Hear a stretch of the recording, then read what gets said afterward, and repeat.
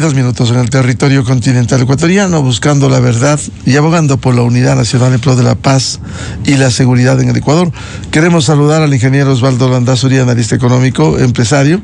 Lo invitamos a un diálogo en esta recta final de la definición para escoger al nuevo gobernante del Ecuador, entre el presidente candidato Daniel Noboa y la candidata de la Revolución Ciudadana.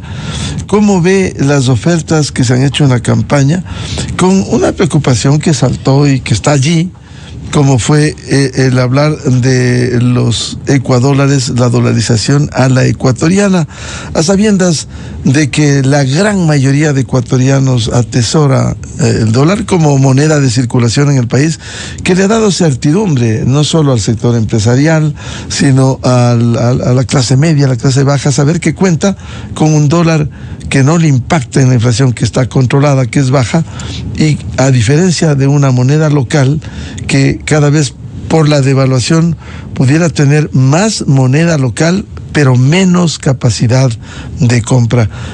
¿Cómo ve a estas ofertas en la campaña, ingeniero Osvaldo Landazuri? Muy buen día. Buenos días, Miguel, gracias por la invitación, un saludo a la audiencia. Pues efectivamente, yo creo que el único acuerdo social nacional que existe en el Ecuador es el dólar. Y en esa línea, pues, yo pienso claramente que la población está valorando mucho las propuestas que se hacen en relación a cómo fortalecer este esquema monetario que está vigente en el país ya por 25 años. Lo cierto es que el dólar es, Miguel, únicamente digo yo, el esquema monetario del Ecuador. Yo creo que las discusiones, y eso no está en duda, es decir, nadie puede poner en duda que esta moneda y este sistema, este esquema, es el que el Ecuador ha elegido para poder operar y transaccionar económicamente. Yo creo que los desafíos más grandes estarán relacionados con ver cómo uno protege, resguarda este esquema. Y como he mencionado en otras ocasiones, pues el principal desafío que tenemos los ecuatorianos es ver cómo este esquema, que es rígido por naturaleza, es acompañado de una serie de decisiones que flexibilizan un montón de cosas, leyes laborales, tasas de interés, seguridad social, etcétera.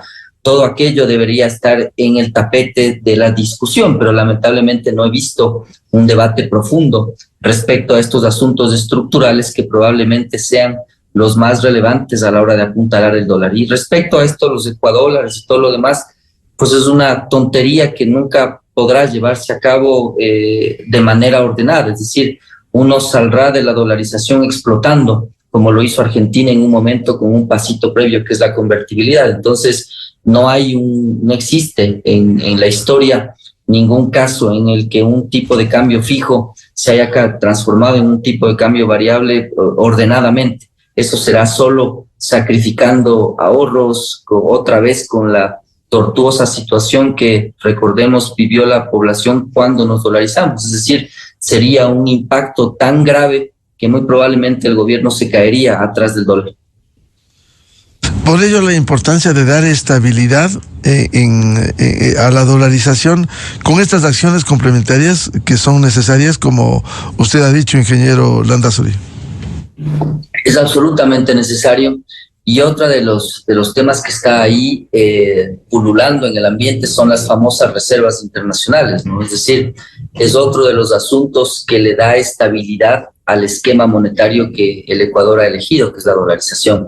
Entonces, yo he conversado con algunos actores y he mencionado esto, ¿no? Es decir, primero entender que las reservas, que es el otro asunto que ha estado en discusión, pues no pertenecen al Estado, es decir, no son de libre disponibilidad, porque a la larga son depósitos de diferentes actores, privados y públicos. Está ahí la seguridad social, están los bancos con su encaje, están los GATS, etcétera. Entonces, el asunto de apuntalar la dolarización requiere un ejercicio fiscal disciplinado, pero al mismo tiempo el lograr administrar todos los asuntos relacionados con el manejo público que le den también tranquilidad a la gente respecto a seguridad, respecto a servicios. Hoy no hay cómo sacar una cédula, un pasaporte.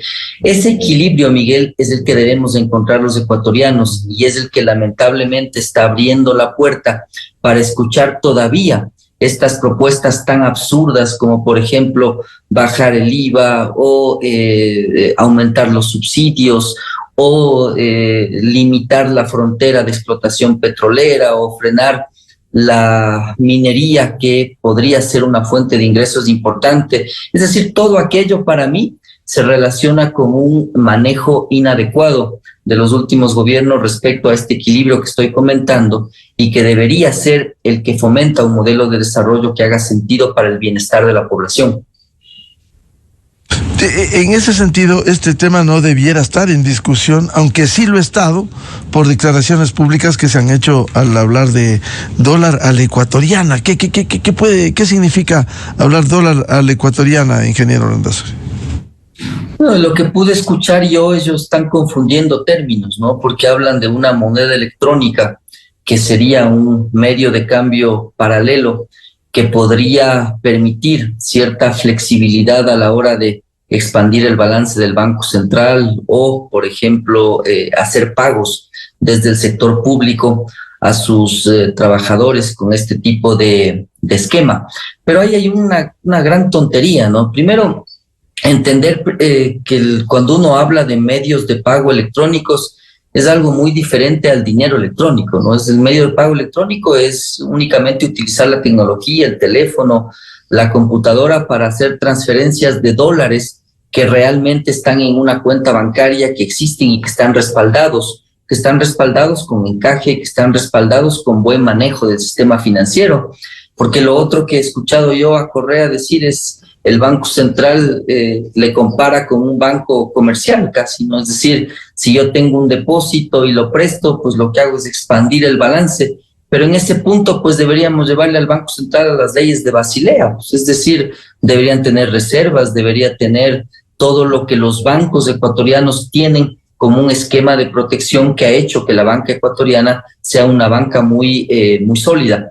Entonces, efectivamente, se confunden estos conceptos y se habla del dinero electrónico. ¿Cuáles son las experiencias del dinero electrónico? Pues son las monedas virtuales, como por ejemplo el Bitcoin o otras de ese estilo, que están respaldadas virtualmente con el blockchain, es decir, con la información que está detrás, pero es algo que para mí resulta todavía una apuesta. Plantear una locura de ese estilo, como que utilizar dinero electrónico para expandir balances del Banco Central o para hacer pagos, es una barbaridad absoluta que ni siquiera debería toparse. Entonces, he visto que han tratado de desmarcarse de estas propuestas, pero a la larga siempre está ese fantasma y el Ecuador debe estar bien claro de que esa posibilidad lo que haría es llevarle a un caos tan grave que probablemente termine causando otra explosión incluso financiera que podría ser muy delicada de llevar a cabo, de controlar. Ingeniero Osvaldo Landazuri, otro tema importante a propósito de un acuerdo que se hizo público de 25 puntos entre la candidata presidencial de la Revolución Ciudadana y cierta dirigencia indígena, no la comunidad indígena del Ecuador, en donde, por un lado, se echa a pique el programa de gobierno que fuera anunciado, presentado por la Revolución Ciudadana, con la firma de este acuerdo, que suena más a electoral. Y por otro, el tema de fondo que quiero plantearle, ingeniero Landazuri. Aquí se plantea, por ejemplo, la reducción del IVA, el tema del endeudamiento, limitar el endeudamiento, pero hay una serie de demandas de atención, muchas de ellas justas, por cierto, del sector indígena, pero ¿cómo se puede atender con menores recursos, reduciendo los recursos, mayores demandas? Y sobre el tema quiero ilustrar, antes de darle la palabra, lo que dijera este martes en una entrevista en Radio Sucesos el presidente Daniel Noboa.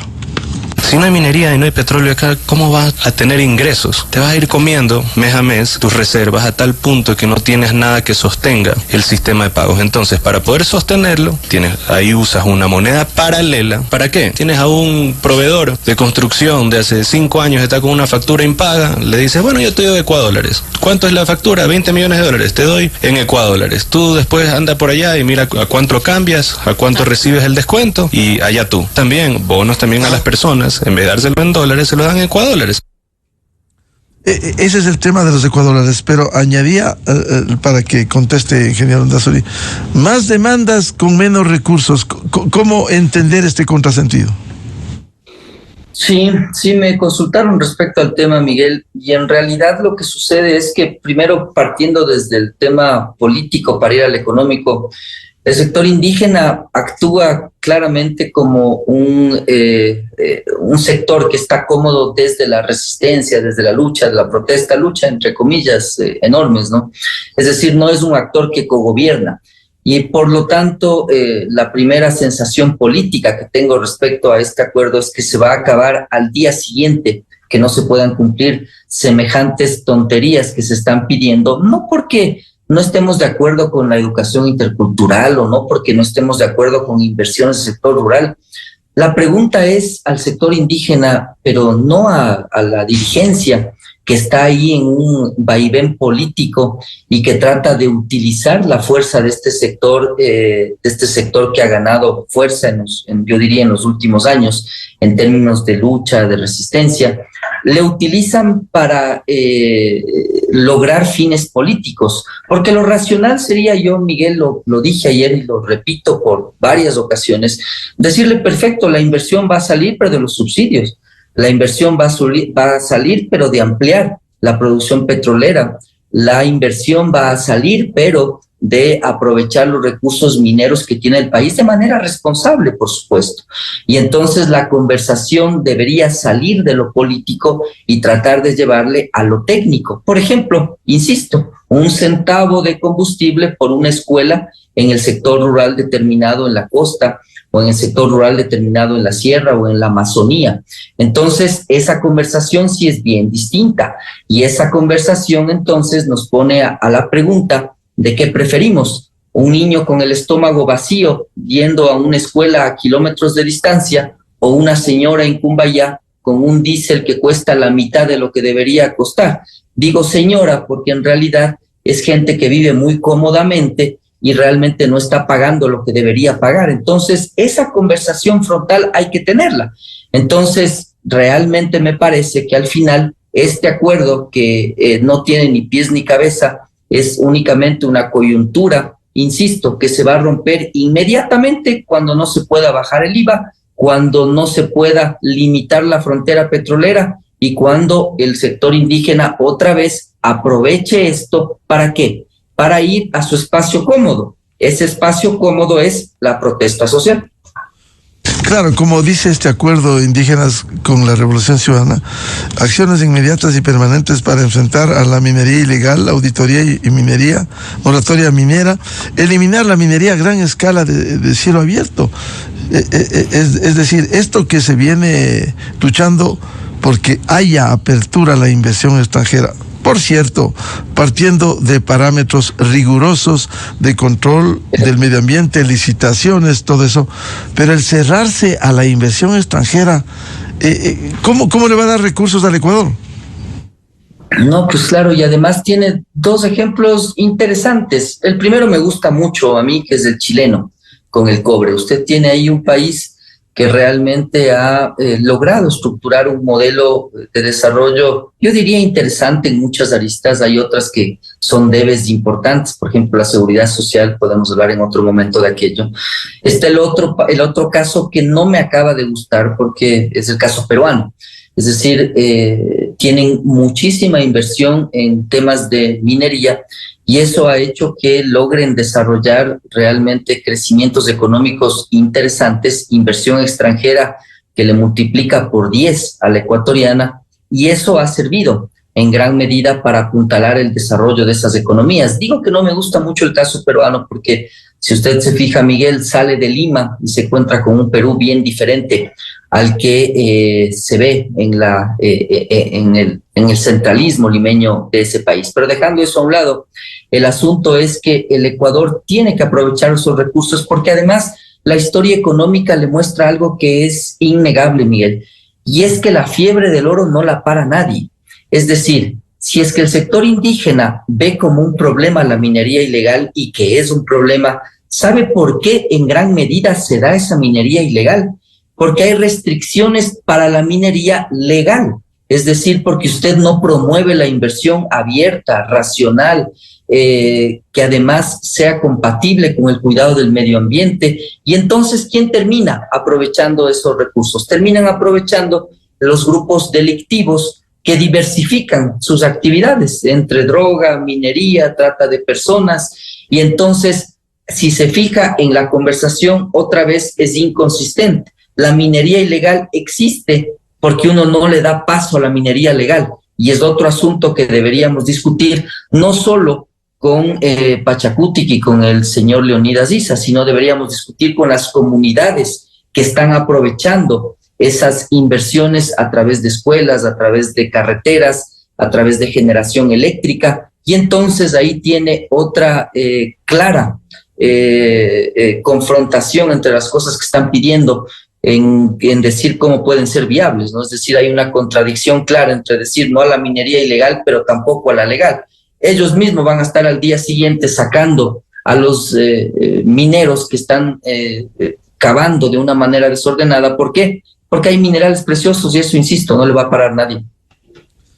Es decir, no pasa de ser un elemento más de una campaña electoral el firmar estos acuerdos sin sustento, incluso tratando de engañar cuando se habla de no permitir la privatización de nuestros sectores estratégicos, cuando expresamente la Constitución prohíbe la privatización. Sí, la delegación que se puede hacer, y se ha hecho en el país incluso con esta Constitución.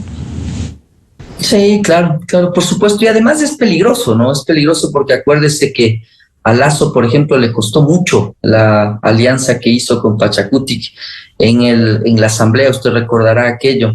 Se disolvió casi inmediatamente y vuelve a apoyar lo que yo estoy diciendo. Es decir, no solo que es un asunto que no va a llevarse adelante y es únicamente una herramienta electoral, sino que además es peligrosa.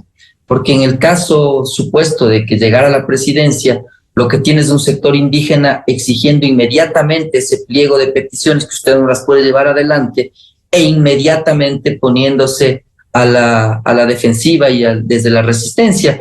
Y respecto a las privatizaciones, pues yo creo que hay temas y hay temas. Yo pienso firmemente, tal como sucedió en Chile con Codelco, los sectores estratégicos suelen ser muy castigados con tasas de descuento muy altas y porque les ven muy riesgosos. Pero hay otros sectores que indudablemente van a ser mejor manejados por el sector privado. Hablemos de las telecomunicaciones, por ejemplo.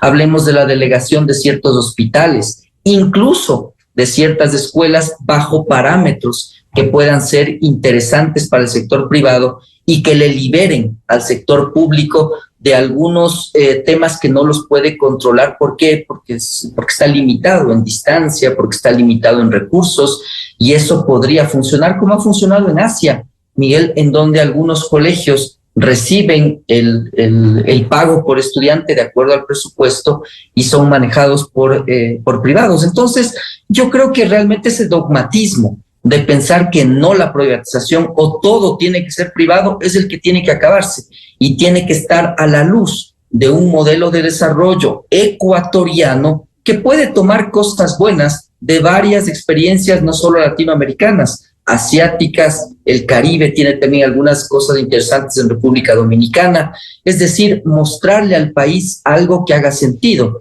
Pero lamentablemente lo que yo sí veo como un problema, y probablemente tenga que ver con el corto tiempo que ha tenido el presidente candidato Noboa, pero es que está todo improvisado. Es decir, no tenemos un plan de producción, no tenemos un plan de seguridad que realmente sea creíble, ni tampoco un plan económico que todavía sustente la tranquilidad de los inversionistas internacionales. Entonces, una vez me imagino yo que el presidente sea reelecto o el nuevo presidente, pues podremos discutir de temas de largo plazo. De lo contrario, resultan asuntos que por ahora muy difíciles son de predecir. ¿Y cómo avanzar, ingeniero Landazuri, con un modelo de desarrollo a la ecuatoriana? ¿Cómo avanzar? Bueno, yo creo que el modelo de desarrollo a la ecuatoriana tiene que ver con algunas realidades que son innegables respecto, por ejemplo, a nuestra división geográfica, ¿no? Es decir, costa, sierra, oriente. Incluso le cuento yo que la tecnología, la inteligencia artificial, sin caer en esas tonterías que se hablaban en el debate presidencial, están permitiendo modelos de desarrollo ya bastante más puntualizados incluso por regiones. Lo cierto es que uno tiene que avanzar discutiendo aquellos temas que son estructurales y que no son iguales a los peruanos ni tampoco a los chilenos. Por ejemplo, nosotros estamos dolarizados. Entonces, nuestro modelo de desarrollo, Miguel, tiene que incluir leyes laborales, seguridad social, tasas de interés en un país que está dolarizado. Y eso le hace diferente.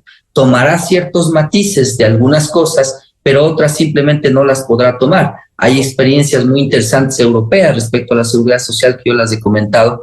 Pero entonces, lo primero, entender esos temas estructurales. Hablar de las leyes laborales, de la seguridad social, hablar del gasto público, que es otro asunto, Miguel, que es bien a la ecuatoriana. Es decir, el Ecuador es de los países, el segundo de América Latina, después de Brasil, que se queda emproblemado luego de la pandemia, que tiene la relación más alta de gasto a Producto Interno Bruto. Entonces, eso es una cosa muy ecuatoriana y no se puede sostener.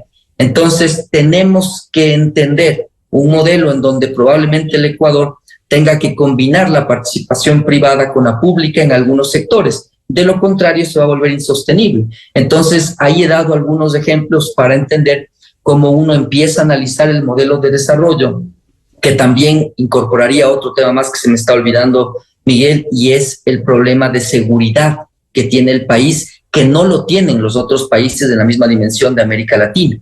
Entonces, ese otro asunto debe incluir una arista en los modelos de desarrollo que nosotros planteemos, que no estarán tal vez en Chile o en Perú o incluso, diría yo, en Colombia, que ha dejado algo más atrás de esos asuntos. Entonces, ahí creo que explico un poco lo que significa analizar los temas específicos a la luz de asuntos estructurales, tomando las experiencias que son más relevantes y que hacen sentido de otros modelos que han resultado exitosos en algunos campos de acción. De los temas que ha señalado el ingeniero Osvaldo Landazuri, hay uno entre los tantos prioritarios: cómo emprender políticas que permitan la generación de pleno empleo en el Ecuador. Y vemos que en esto muy poco se ha avanzado por la inestabilidad que se ha vivido en el país. Es correcto. Y el empleo tiene dos aristas, Miguel, desde el punto de vista económico. La primera es la inversión, es decir, la demanda agregada. Usted recordará aquella obsesión de invertir desde el lado público que tenía la Revolución Ciudadana y que es insostenible y que al final, si bien apuntaló en algo en el empleo, me parece que llegamos a tener 50% de relación entre trabajadores formales e informales. Es decir, no es que hubo una transformación profunda. ¿Por qué no la hubo? Porque probablemente si usted no combina la inversión con leyes laborales actualizadas y que corresponden a un país dolarizado, rígido, que no puede reaccionar a los shocks externos de manera devaluando o de manera flexible, pues lo cierto es que no llega a ningún buen puerto. Ojo, la informalidad es un problema de América Latina, la tiene Perú, la tiene Colombia, pero el Ecuador tiene un gran problema y es que a diferencia de esos países, insisto, está dolarizado, por lo tanto es muy rígido. Entonces, la respuesta a la consulta es que primero usted tiene que trabajar en los temas estructurales entendiendo que el país se vuelva más atractivo para poder invertir. Es decir, no va a haber cambios significativos si es que la sostenibilidad fiscal es real, es realmente algo que permanece en el tiempo. Tampoco si la seguridad social es una bomba de tiempo que puede estallar en unos, yo diría ya no años, sino meses. ¿Por qué? Porque el Estado no le puede ya pagar lo que tiene que pagarle. Entonces, eso es lo primero, inversión.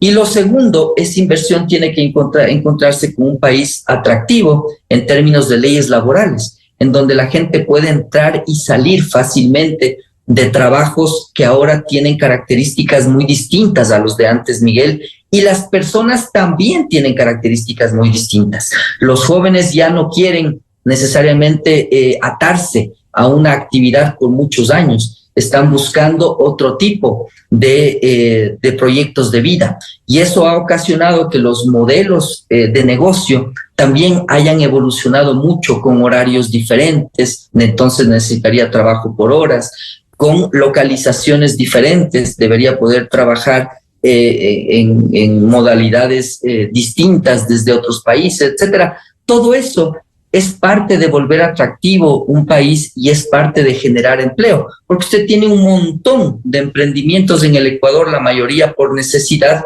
que nunca llegan a formalizar el empleo porque es muy costoso. Es decir, usted le dice al sobrino, ayúdame en este emprendimiento que tengo, te voy a pagar $120, pero no puedo afiliarte, pero no puedo darte tal otro beneficio. ¿Qué es preferible? Que el sobrino, que el hijo, que el pariente, la tía que le está ayudando a hacer las empanadas o lo que sea, pueda afiliarse de una manera por horas, es decir, que trabaje 2 horas ahí, o una persona que entrega a domicilio pueda trabajar 2 horas en la panadería mientras entrega en la mañana el producto y luego pasar a una farmacia 3 horas. Y eso es lo que sucede, pensando que nuestros migrantes viajan a Estados Unidos, a Europa, a trabajar de esa manera, Miguel. Es decir, eso es lo más irónico.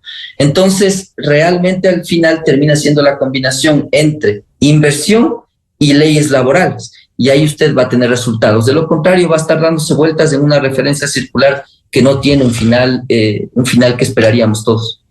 Ahora, el empleo se conecta también con lo que usted ya mencionara, ingeniero Landazuri, el tema del sostenimiento del sistema de seguridad social y no seguir en las actuales condiciones, que si no cambia el modelo es insostenible en el tiempo. Sí, es insostenible, porque hoy usted tiene un déficit actuarial suponiendo 3 escenarios. El primer escenario, si el gobierno pagara todo el 40%, usted tiene un déficit actuarial de 7.500 millones en tema de pensiones y 7.000 millones más en tema de salud. Imagínese, Miguel, 15.000 millones. Si es que el gobierno le paga lo que le ha venido pagando, que es más o menos a medias, su déficit crece a 21.000 millones de dólares. Es decir, es una cifra ya muy complicada de manejar. Y si el gobierno no pudiera pagar, esa cifra se vuelve 70.000 millones de dólares. Entonces, ¿qué es lo que hay que hacer con la seguridad social? Pues yo he propuesto claramente los 3 pilares, que entiendo que fueron propuestos también por Augusto Latorre y el equipo que hizo ese estudio, pero ahí ellos se olvidan de un gran tema, y es que ellos plantean rigidez laboral y por lo tanto termina proponiendo subir las pensiones y alargar, subir las aportaciones más que las pensiones y alargar el tiempo de trabajo. Entonces, claro, ahí falta un gran elemento en la ecuación, y es qué pasa si flexibilizo las leyes laborales y entran más actores a la seguridad social. Entonces, ¿yo en qué creo? En una seguridad social moderna que tenga los 3 pilares, el pilar solidario, el tripartito y el individual, pero una seguridad social que compita. Interesantemente, en Europa se ha visto que la competencia ha sido como otros actores sin fines de lucro. El Ecuador ya los tiene también. Usted tiene el ISFA, tiene ISPOL, tiene fondos de maestros, tiene en Europa fondos de profesores que funcionan muy bien como un contrapeso a la seguridad social centralizada, y por lo tanto el IES debería competir, ofrecer sus servicios mientras uno puede elegir, sobre todo en el pilar individual, dónde coloque el dinero. La jubilación patronal, entiendo que se mencionó como una arista que podría ser parte de ese pilar individual, pero son solamente ejemplos para demostrar que el camino es largo y además también que el debate es tan pobre que no se hablan de estos temas. Entonces, si usted no hace esos cambios, muy probablemente los vasos comunicantes de leyes laborales rígidas, poca inversión, le terminan también poniendo en problemas a la seguridad social. Entonces, ahí creo que se cierra mejor el análisis que yo hago, en donde lo uno va relacionado con lo otro, porque la sostenibilidad fiscal tampoco es posible si usted sigue teniendo que aportar cada vez más y más miles de millones de dólares para una seguridad social que además tiene decenas de miles de funcionarios, Miguel, que yo no sé qué también harán. La única experiencia que yo tengo respecto a mi percepción, Miguel, es que uno va a las diferentes entidades estatales, distintas, ministerios, temas de tránsito, etcétera. La gente pasa con el celular y conversando. Eso es lo que yo veo. Pero a la larga, sin una auditoría, sin entender realmente cuáles son los resultados, probablemente son percepciones. pero me parece que esas percepciones sí indican algo respecto a la eficiencia estatal.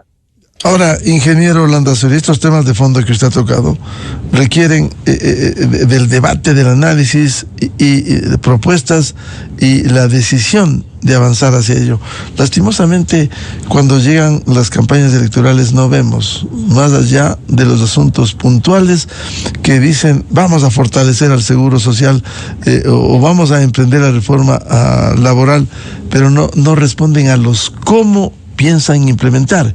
Y ahí se queda el país.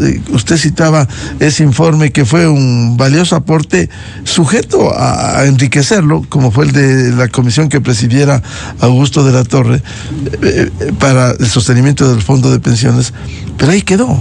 Lastimosamente quedó ahí. Son esfuerzos que quedan en nada y que lastimosamente seguimos en los temas casi a la deriva. Correcto, Miguel. Yo creo que hay algunos asuntos ahí.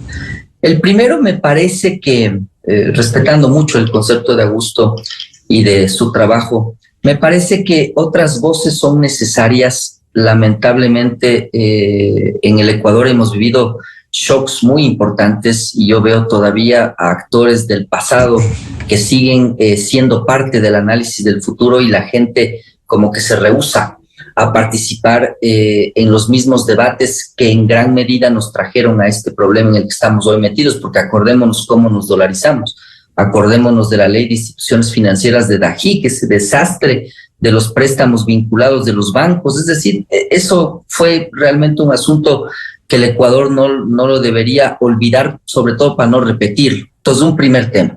Un segundo tema, yo creo que el Ecuador está autoengañándose, es decir, no existe una campaña de comunicación seria en donde los votantes sean mejor informados y eso lo que ocasiona es que viene la campaña electoral, se abren las puertas para este tipo de propuestas y luego el votante lo que termina es desilusionado. Al final también me parece que es un asunto de preparación, o sea, no se conocen bien estos temas y los equipos realmente de los de gobierno que yo he visto en los últimos años son equipos que tienen bastantes limitaciones. Y hay un último asunto, Miguel, y es que este esquema resulta muy cómodo para la política. Es decir, a nadie le interesa auditar Petroecuador. ¿Por qué? Porque probablemente sea una herramienta de negociación en la Asamblea para poder obtener gobernabilidad. O no me interesan auditar los hospitales por la misma razón. Entonces, si nos damos cuenta, llegan con buenas intenciones, encuentran un espacio de poder sumamente amplio, sin rendición de cuentas y con gobernabilidad muy limitada, y entonces termino acomodando. Y eso es lo que le sucedió a Lasso, en donde hasta el cuñado terminó negociando puestos de trabajo y por otro lado estaban obligados a hacer transacciones para poder tener votos en la Asamblea. Ese es el otro factor que conspira contra esta realidad. Por eso es que yo he propuesto un diálogo más amplio. He propuesto que se auditen las empresas. Yo lo que haría, Miguel, es al día siguiente le cerraría las empresas y entrarían los auditores a ver cómo está Petroecuador, a ver cómo está CENEL, cómo está CELEC, cómo está un hospital nada más, para decirle al país, esta es la situación y esto es lo que hay que hacer. Pero parece que a los políticos no les interesa este tipo de decisiones, por lo que acabé de comentar, y también por eso se entiende por qué yo no podría ser un buen político. Claro, evaluar la realidad a partir de eso y emprender los cambios que penosamente no llegan, cambios estructurales, por cierto, sino más allá del diseño, el maquillaje que determina que las cosas sigan igual, ingeniero Landazuri. Correcto, y es al final del día un ejercicio en que también me parece que la sociedad no quiere tratar estos temas incómodos, como que no quisiéramos ver el gran elefante que está en la habitación y todos nos hacemos a un lado para seguir hablando de otros asuntos.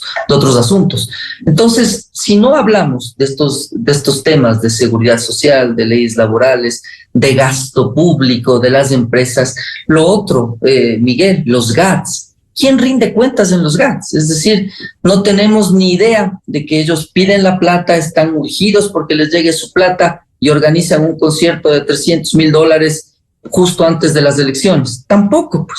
Entonces, ¿yo qué decía? en una consulta popular una pregunta que yo hubiera hecho y que estoy seguro que hubiera tenido un gran respaldo, al menos eso pienso, es: ¿está usted de acuerdo con que de los ingresos que tienen los GATS, el 80-85% se destina a inversión? Esa era una gran pregunta mía. Entonces, ahí empieza a ver usted cómo cambiaría la conversación si es que realmente habría el interés de cambiar este statu quo. Pero lamentablemente no encuentro yo todavía las señales adecuadas para entender que algún actor esté interesado en cambios tan radicales como los que yo estoy proponiendo. Y ahí la suma de temas que usted ve, las empresas, los GATS, el sector, el ejecutivo y el legislativo, al final terminan entrampándole al país en este asunto del que no podemos salir y en el cual estamos prisioneros. Ojalá y las conversaciones que vengan a continuación de la elección puedan ser conversaciones más abiertas, porque claro, Miguel, volver a hablar, a tomar las reservas, cuando ya vimos lo que pasó, volver a condonar deudas, ¿para qué? Si ya sabemos que ese no es el problema de fondo, hay que dar empleo. Entonces, y quizás, Osvaldo, en condiciones diferentes, más complicadas, no con la bonanza petrolera, no cuando había los fondos de ahorro que se gastaron todo. Hoy son otras condiciones, sería mucho peor eso. Mucho peores, le pone al país ahí en un vilo después de haber ya pasado, de ya aprendido lo que ya vivió. Es decir, qué tontería volver a hacer exactamente lo mismo, no tiene ningún sentido. Entonces, yo creo que esas discusiones el país ya las debe descartar. Es decir, si usted tomaría las reservas, perfecto, paga 3, 4 meses de sueldo y vuelvo a un problema mucho más grave del que encontré, porque me encuentro con un país que ya no puede endeudarse de la misma manera, que no tiene reservas, que no tiene petróleo de 100 o más de $100. Entonces, claro, el resultado va a ser desastrosamente difícil de manejar. Entonces, yo creo que eso ya le debe quedar claro a la gente, que no le va a llevar a nada sostenible en el tiempo. Entonces, las propuestas tienen que estar encaminadas con algo que pueda permanecer en el tiempo como un modelo de desarrollo. Si la inversión pública va a cambiar, perfecto, se quitan los subsidios. Si es que la inversión privada queremos que aumente, perfecto, tengo que cambiar las leyes laborales y tengo que hacerle atractivo al país. Y entonces ahí encontramos realmente respuestas sostenibles a temas estructurales. Si la propuesta es tomo las reservas, sepan ustedes que en 4 meses vamos a volver al mismo problema, pero sin reservas. Bien, muchas gracias al ingeniero Osvaldo Landazuri, empresario, experto económico, para hablar sobre los temas que se debaten en esta campaña electoral y la necesidad de ejercer con responsabilidad el presente y el futuro del país. Osvaldo, muy amable. Miguel, siempre es un gusto, gracias por la invitación. Muy amable. 8:30 en el territorio continental ecuatoriano. Vamos a una pausa y ya volvemos. Diálogo previsto con el presidente de la Cámara de Comercio Ecuatoriano-Americana, Felipe Espinosa. Temas de interés, cómo ver al sector exportador ecuatoriano, las relaciones con países tan importantes como los Estados Unidos de América. Desde 1984 con Gonzalo Rosero. La revista de opinión Democracia. Siempre líderes, siempre confiables. Enseguida regresa